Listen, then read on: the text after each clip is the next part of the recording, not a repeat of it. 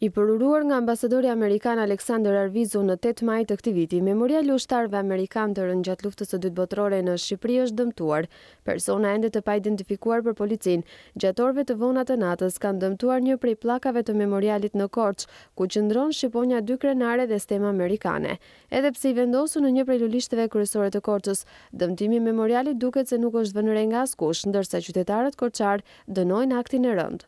Na u bëqefi shumë atë ditë kur u inaugurua, kur personalitete nderuan qytetin tonë, po ky akt e shëmton qytetin dhe të themi është një gest që s'ka nevojë për komente.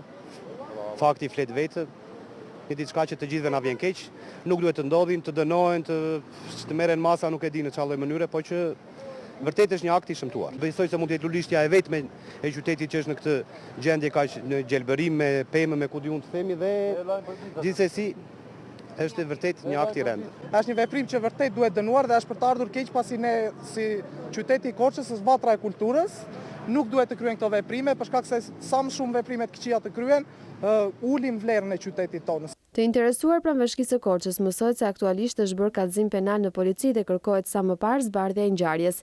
Memoriali ushtarëve amerikanë në Korçë u përurua me një ceremoni në kuadër të 9 maj që shënon edhe fitoren kundër fashizmit.